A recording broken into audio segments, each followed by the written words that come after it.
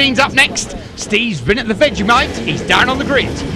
Struth, mate, take a look who's on pole. It's Matt Davies 414 who's on pole, and he's looking for another win. He took his 9th win yesterday.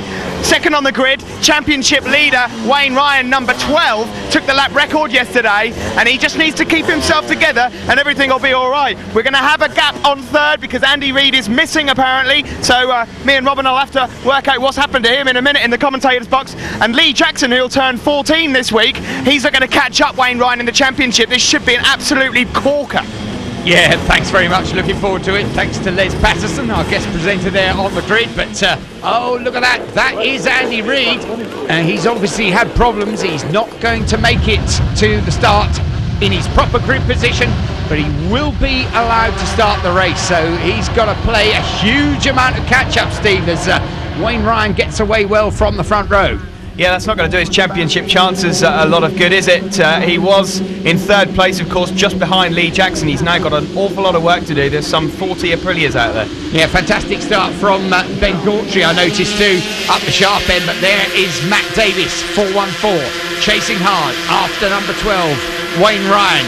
This a very, very competitive year once again in the Aprilia Superteens, which has proved itself now year after year to be the very top of the tree as far as a training series for young riders. It's fantastic racing, and it has produced some fantastic racers, hasn't it? It has, yeah. These three at the front, though, have been the dominant force in recent rounds, haven't they? Wayne Ryan, number 12, Matt Davies, number 414, and Lee Jackson, number 2. Ben Gautry, there, number 25, is not far behind. And look out for those luminous yellow wheels. Josh Daly, that looks like a season best 6th or 7th he's in at the moment. Yeah, and Connor Tagg also tucked on the back of that leading group. There he is in 5th position. Yes, we did see Josh go there as well. And look at the field piling down the corkscrew. Now, we've had a good opportunity over the weekend, Steve, to talk to a lot of the young riders, and they are absolutely loving this circuit, but particularly the corkscrew, aren't they? Yeah, I think it does remind them, of course, of Laguna Seca. It's a corner like no other that they've had the experience of riding on, so they all absolutely love the circuit. I just noticed there through the corkscrew, Andy Reid is making pretty good progress. Yeah, I reckon. And a couple of riders down there, well, both up and okay. Good to see. But one of the things, you know, with the sun out, the beautiful scenery, and it is a great circuit with a wonderful track surface. I think maybe a few of the young riders being encouraged by all that to give it just a bit too much. But good to see him walk away from the spills as Wayne Ryan up the front has Matt Davis right there, riding pillion as they chase up the hill. Look at the progress Ben Gautry's made. He's nicked up into 3rd place there, so working very hard is Ben and making progress, chasing after the 2 leaders. Yep, Ben Gautry looking for his first win this season. Seems difficult to believe. He's just going to try and keep himself consistent at the sharp end. There he is, down the bottom of the corkscrew and onto that short, sharp straight, and then straight into that first corner at target, out towards the banking. Wayne Ryan, look at him, he's, I suppose in old-fashioned terms, that's tucking down behind the bubble. Not they have much of a bubble on these machines these days, but flat on the tank, I think it's fair to say. Most of these riders still fairly diminutive stature. Remember, this is a series for 12 to 18-year-olds, and some of them, oh dear, now who's that? 54, that's Sam Cox, and he's pushing the bike away from there with the help of the marshal, but up the front with nobody's help at all.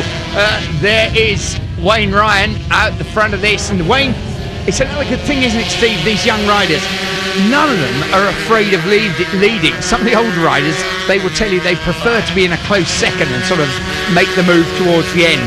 These young kids really have no fear at all, do they? And Wayne will be as happy as Larry to be stuck out there at the front. He will be, considering he's having some big problems on Friday testing around here. He'd never seen the circuit before Friday, unlike some of his competitors. He's really made some big leaps in this race. He really does need a win, obviously, to extend the championship lead with 1 round to go, but there's as many as 5 riders that can still win this championship. It's incredible. And sat there behind you, Matt Davis, young Australian, who of course had seen none of the circuits he's racing on this year at all before, and so learning as he goes. But my goodness me, he's proved to be a very quick learner. Look at him there, just trying to carry the speed out of Church to ride right round the outside of Wayne.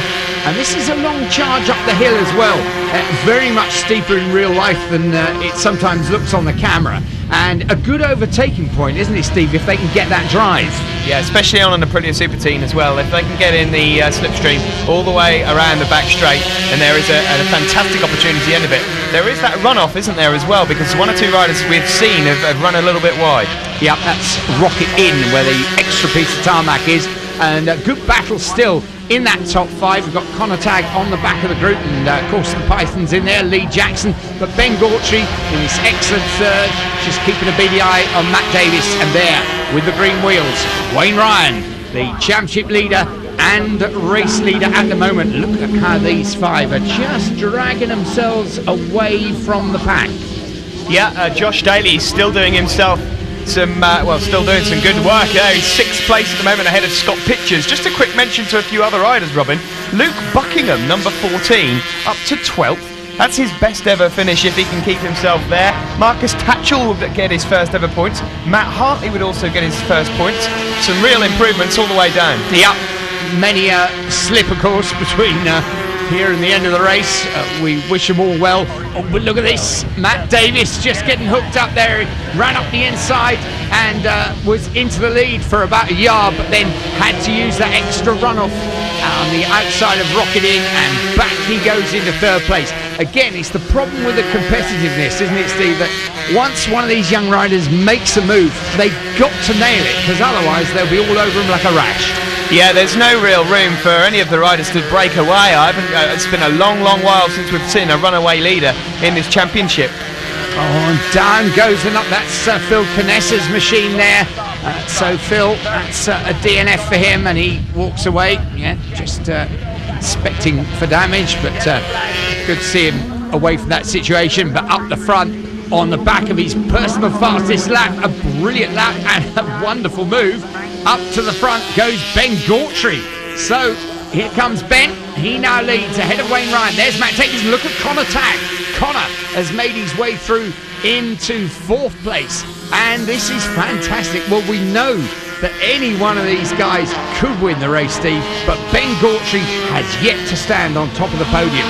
Yeah, he's without doubt he's the only person in that top 4 gaggle there. Top 5, in fact, if you count Lee Jackson just a bit further behind, that hasn't taken a win this season. Oh, look at that. Matt Davis in the same place at the top of the hill, getting it well out of shape, and well, he stays on board, thank goodness for that, but it's going to cost him every time he makes that error.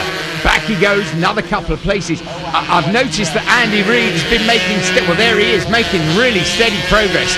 He's worked his way through up into the top 20, then he's worked his way through the teens.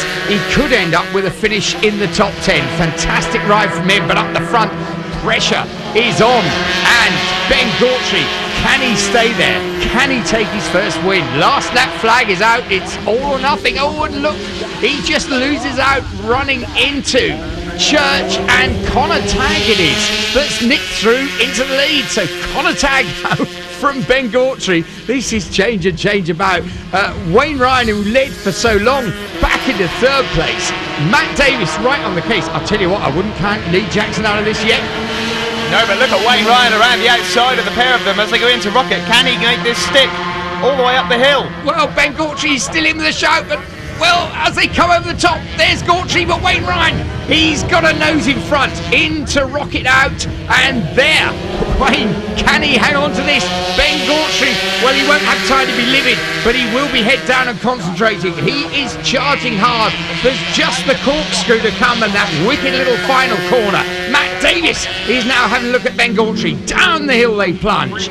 Wayne Ryan, can he pick off the win? Ben Gautry, oh, he'd so love to be there, but it's not going to be his day. There's the checker flag. Wayne takes the win.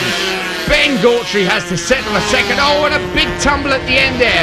A couple of riders going down on the last corner, and Marshall's already legging it in their general direction. They were helped up. Away from there, Wayne Ryan took an excellent win from Ben Gautry. Matt Davis in 3rd.